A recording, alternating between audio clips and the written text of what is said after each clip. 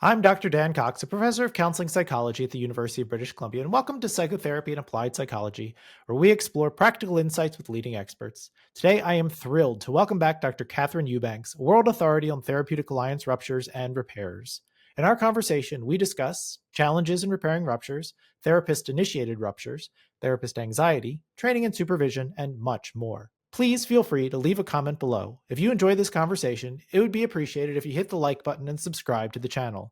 This episode starts with Dr. Eubanks talking about answering my question about if there are certain types of repairs that therapists struggle with. Let's jump in.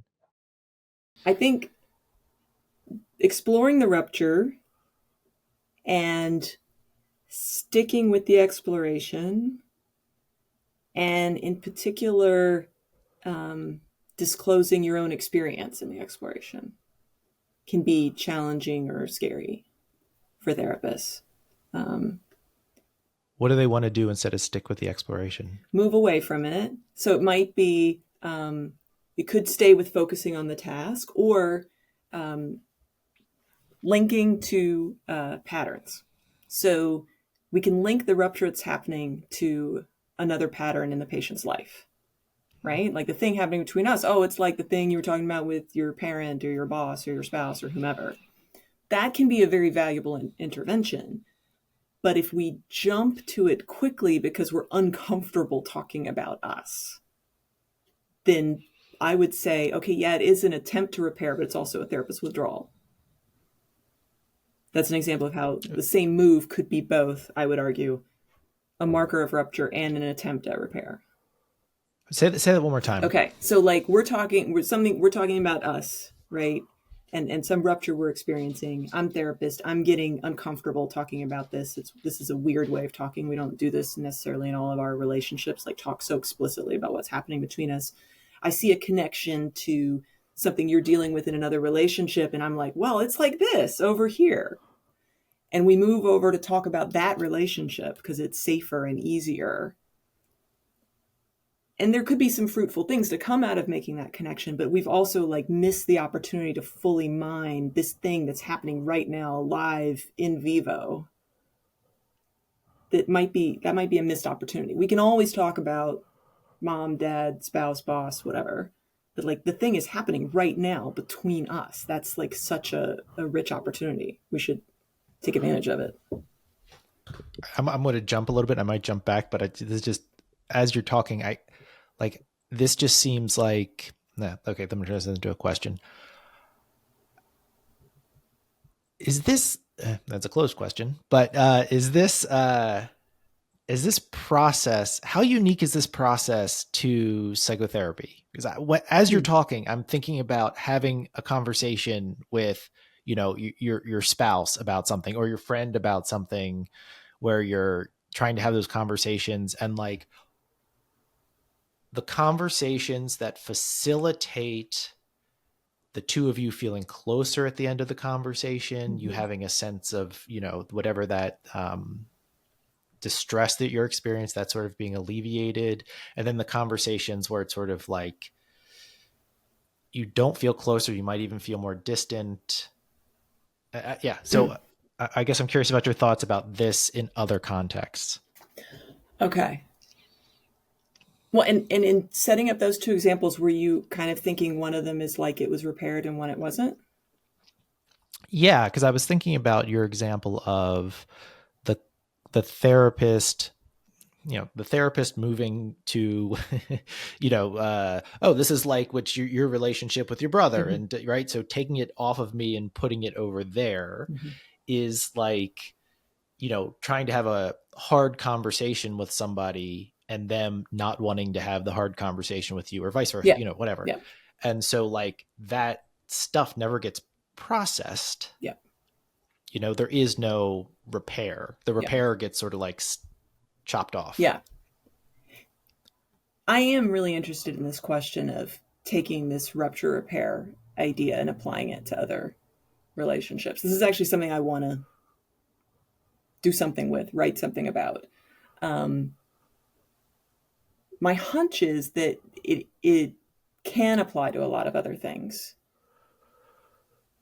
But there may be something about like I've thought about this when, there are interpersonal conflicts, or like there's plenty of like rupture happening in the world right now, right? And like how much could the rupture repair stuff be helpful for that? And one thing that might be different is, I mean, I think when rupture repair is happening and like working in therapy, it's like you've got two people who are coming in good faith. Mm-hmm. There's some sort of like, we're both here, and I don't know. There may be things about the therapeutic situation that if those qualities aren't true in another relationship, would this approach work, or would you have to approach it differently? This is like on my list of things I want to think more about. So I think there's something there, but I also wonder if there's a limit to the application. Yeah, I mean, I guess I have a couple. You know a ton more about this than I do. I mean, I guess one thought is like, yeah, in many cases and optimally, both people are there in good faith, but that's not always true in therapy. Yeah, no, that even as I said that, I was like, well, that might always be true. I mean, yeah. And I guess I was thinking also that like part of the process could be to get more, like to feel that more, Mm-hmm. right? So like the recognition of, oh, this person's just being honest. My cynical perspective is wrong, or it shifts. And I would think that could, I mean, yeah, that like that could be part of the repair. Is I thought that they were being an asshole, but actually, Yeah. although perhaps misguided, they were trying to help. I don't know. I mean, I do think, and something I've thought of, I mean, I've definitely had moments outside of therapy where I've been in a situation and like the repair stuff has come to mind to navigate a situation. And the things that I Yeah. find really helpful, like, okay, realizing something's going on, and I'm going to be non-defensive. I'm going to be curious. I'm going to be as transparent as I can about where I'm at. Um, I have used those things in other contexts for sure. Yeah. Yeah. I think I mean, it's probably like it's nice. I mean, it's like, it's such a, because I was sort of, in preparing for this, I've been familiar with this work for quite a while, but, you start to think more about these things. And I was sort of like, this is such a nice way of framing the process that's occurring. Yeah, I don't know. It's just it's nice. Like it kind of holds together in a Mhm. way. Um, yeah. And then you can identify the specific aspects of the things that are happening, which is very cool. So one of the things that, and this is when I saw you speak at SPR, I was like, the thing that really jumped out to me was the talking about the therapist initiated ruptures. Mhm. So I wonder if you can talk about that a little bit, and then I'm going to bring up something and get your thoughts on it. Okay. This is selfish, just to influence my own work. So go ahead. Sure. Well, so part of and something we're hoping to be able to do more research on now is when we revised the 3RS and added so that we can now code for therapist rupture markers as well as patient rupture markers. Because I think, yeah, it's not always, I think it's a mistake to think ruptures are things patients do, or that patients always start. Like therapists can initiate ruptures. Therapists can come in with criticism or putting pressure on the patient. Those would be confrontations. Or therapists can be the ones moving away, changing the subject, being avoidant, being disconnected. Um, then and we can do that unintentionally. There's also times therapists intentionally are kind of pushing, like we were talking about earlier. Um, and, and, and so being mindful of like, when is that too much, or, when is that actually in the service of the therapy, and when is that I'm just annoyed and, not regulating my own annoyance very well. Mm-hmm. Yeah. So I think, so as I was sitting, so one of my areas of research is sort of working with folks who are acutely suicidal, sort of in suicidal crisis. And so one of the big things, and this isn't the part I'm about to talk about, this isn't my work, it's more of what I've learned from others, is that basically that we shouldn't be doing risk assessments because they don't predict behavior. They're obscenely inaccurate. And it's just but it's not just that they're obscenely inaccurate. If that were the case, okay, we shouldn't be making decisions based on their predictive ability since their prediction sucks. But there are other problems with it. And so that what we do is we take our focus from the client and what's going on with that person. And instead we bring it to oftentimes this assessment, right? So we oftentimes sort of stop being therapeutic in order to collect these data. And then, there's all these other things that happen too, which is oftentimes our anxiety goes up, our worry goes up. We start to worry about us, right? I don't want to get sued. I don't want this person to die. What if I have to take this person to the hospital? I have to pick up my kids in half an hour. Nobody else can pick them up. The daycare is closing, right? Those are real stressors. And that so that we often focus less on it becomes less client focused, right? It's less, what's the pain that you're going through right now? Yep. And be processing that and working with you and all that sort of stuff. And it's more me collecting this data, freaking out and figuring out what I have to do. And so I've been, writing and thinking about this for a while, but when you were talking about the therapist initiated ruptures, I was like, that's it. That's what a lovely framing for what's happening often in these cases. So I'm curious about your thoughts. Yeah, I think therapist anxiety is a huge one, right? When we get anxious and that can just suck up all the oxygen and cloud our view of what's going on. And I'm thinking, I think perhaps the presentation you saw at SPR was where I had the example of the therapist with the client with a lot of guns. And the therapist got all... Maybe that was. The therapist got all anxious about the guns. And then, like you said, was worried about that and assessing that and was missing what was going on interpersonally and with the patient. And it was sort of the patient who kind of kept bringing it back to the therapeutic relationship. It was the patient sort of leading the repair process in that example. This is an example from Sasha Rudenstein's group contributed to a book we did.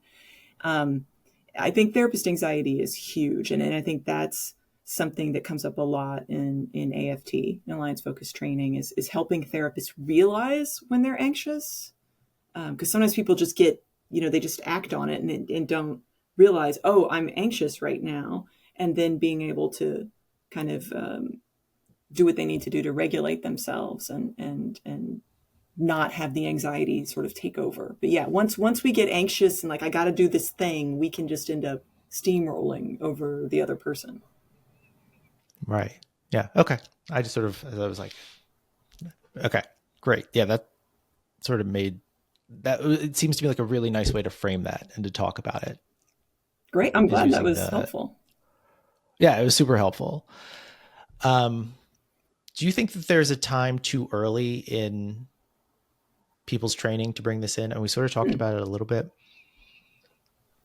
That's a good question. I mean, I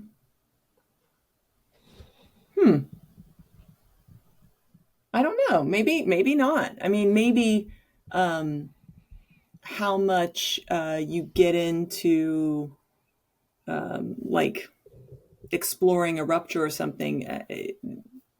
Maybe that would be a lot in one's first day trying to learn about therapy or something. But I think it would be important very early on to have this idea that, things are going to happen. Things aren't always going to work according to plan. You're going to mess up. There are going to be moments you and your patient are on the same page, and to be prepared for that to be, that's going to happen. And that's not immediately a sign that you failed. It is something you want to pay attention to and be curious about. But don't think that you're going to somehow magically avoid that.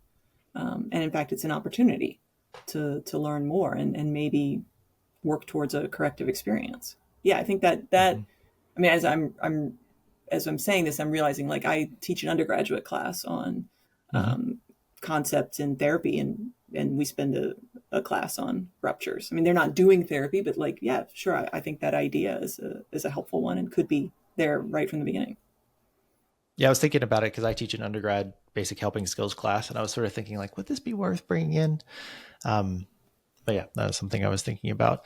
Since you've done so much training, are there one or two things that you've learned over your time of doing training that has been like, oh yeah, I should do like by doing this thing differently, it's way more helpful, or not doing this thing might be really helpful. Um, like in the training, you mean? Like doing this thing in the Mm-hmm. training? Yeah. Again, I guess one of the things that jumped out was when you were talking about earlier about having people bring in the stuff that they aren't proud of that Mm-hmm. didn't go well. Mm-hmm. I remember having a supervisor sort of say that once at the beginning of his, I don't, working with them, like, okay, I want you to bring in your tape where you stink. Like, don't bring in the tape where you're good. Mm-hmm. Bring in the tape where you stink. And I sort of like carried that with me for the Mm-hmm. rest of my training. Oh, great. Like, I was like, yeah. So it was like, I'm all, because it was like, why? Like, of course I should, Yeah. but anyway, I guess that, so that was a small thing, and that's something that you all do. And I mean, you're more explicitly looking at ruptures and that sort of thing. But yeah, I guess I was thinking, are there other things, or is there anything else that you've learned as people listening will either be going through supervision, getting Mm-hmm. supervision, that could be Yeah. helpful? I mean, definitely trusting the process. So I don't know, this AFT thing, like it kind of works. So I don't always know exactly what's going to come next. It might be like, well, we'll try this exercise. And if this exercise doesn't work, we'll change it a little. Or if I get stuck, I'm there with a co-leader, I'm there with a group. Like when I get stuck, I turn to the group. I'm like, oh, what do y'all think? Or like, where should we go? Or what should we do? And people come up with great stuff. So I don't worry about running the show and figuring out Mm-hmm. everything. I don't have to figure everything out. Just stay with it, roll with it. If we get stuck, then well, that's interesting. Why are we stuck? Like why are we as a group stuck? Mm-hmm. That's meaningful, or something's going on. So it's almost like you can't really mess up as long as you just kind of stay in it and keep trusting it and keep moving with it. And bringing in the group members, they become once everybody sort of gets what we're doing, then it's not one or two supervisors. It's like a whole room full of people with great ideas and great things to bring to the conversation. One of the things you just said there that I think is worth pointing out is that supervision is a process. So instead of thinking about supervision as I need to know what we're going to do, it's going to be, as the supervisor, Yeah, right? yeah, It's going to be structured, and they're going to ask me questions and I'm going to have answers for them, yeah. right? Or I'm going to ask them questions and they're going to have answers to me. Like that, this is a process. That's how I want to see it. So I'm like, I don't know what's going on. We're just gonna like figure it out together. And in many Mm-hmm. ways, the therapist is the expert on their case. I'm not there to tell them what to do. I'm there to like accompany them in this journey, right? And we're like together trying to figure this out. And then I guess another thing that's actually top of mind because I'm doing some training with like we're sort of training trainers or training supervisors, and in a recent meeting, nobody kind of had material to present, and so then I was like, well, fine, I'll present. So I presented a case, and I Mm-hmm. had not presented a case in that context, in a long time, and it was so helpful to again be in that seat and remember what it's like to be the one presenting. Right. So I really think when supervisors have the chance to bring their material, or it's just helpful because it's you can lose touch with what it's like to be the one opening up, making yourself vulnerable, sharing Mm-hmm. these things, taking in what people are saying.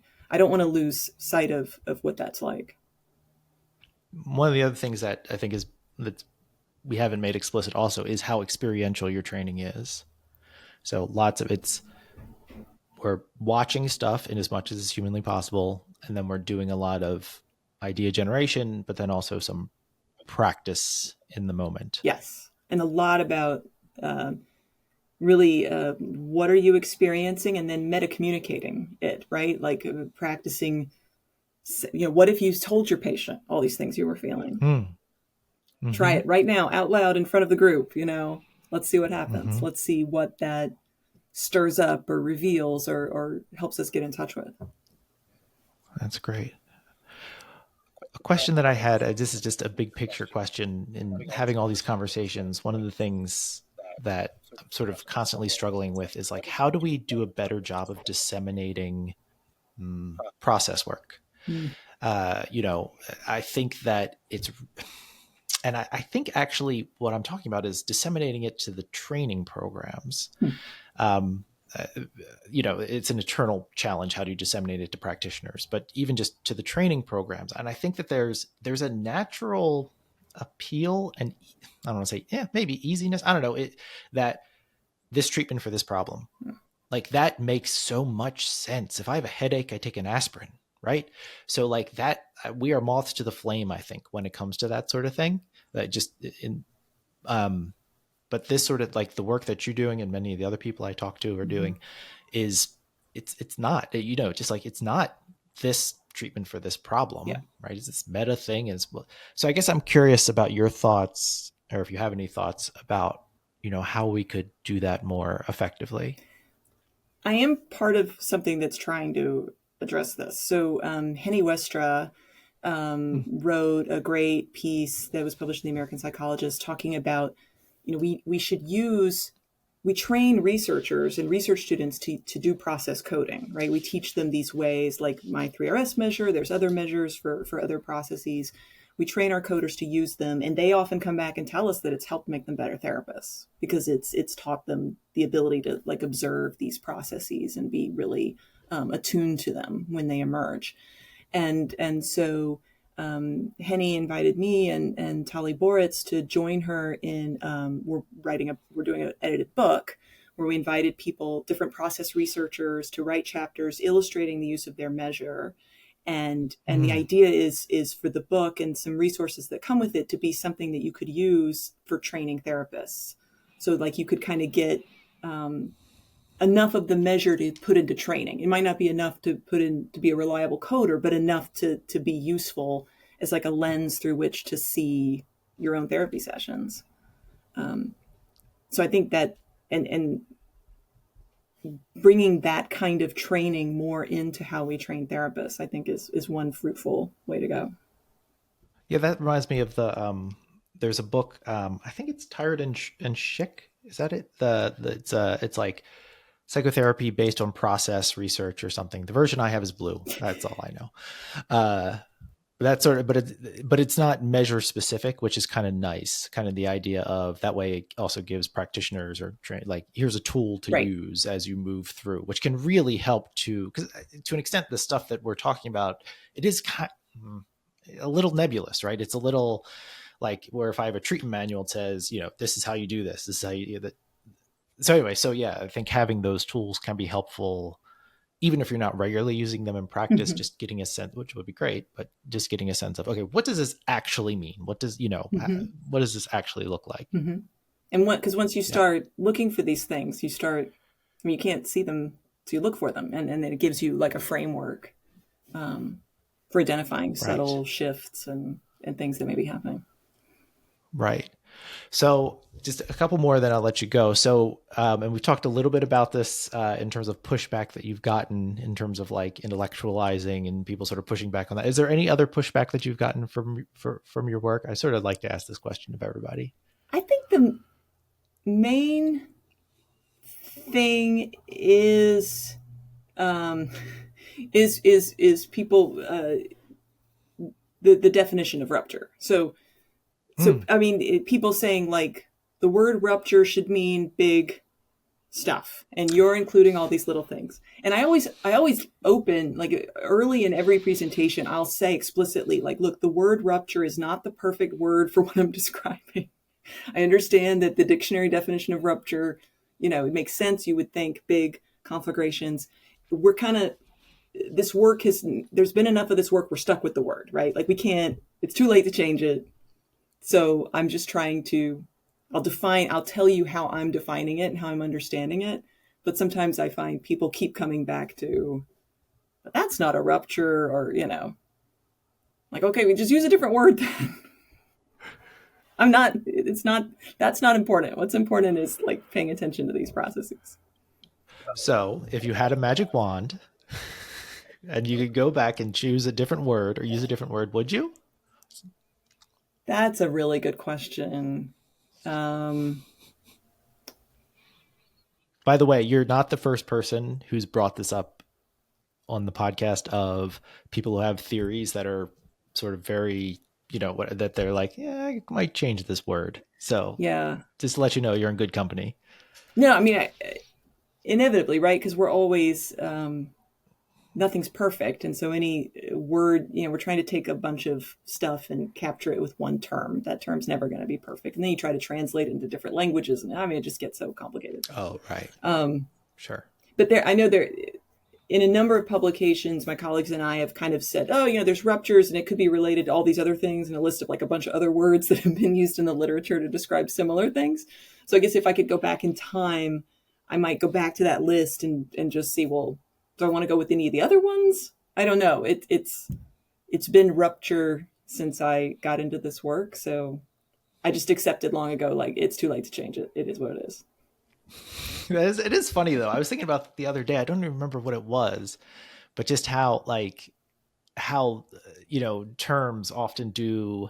Because I mean, it makes sense, right? If you're coming to something and they use a word and you're like, oh, well, that means this, right? And I'm not talking about your work specifically, but just generally. Totally. And then it does become sort of I haven't sort of had that experience personally, but it must become like a constant drumbeat of like, oh my God, and it's just, it has to feel like it just gets in the way. Yeah. I mean, all I can do is say, this is how I'm using it. and actually something that's been helpful is I'll talk about rupture markers. Because really, when we're coding a session, we're looking for these markers. So we don't have to say it's necessarily a rupture or whatever. It's a marker that we should pay attention. It's a marker something's going on, whatever you want to call it. Mm-hmm. So let's look at these markers. Yeah, I mean, that's nice.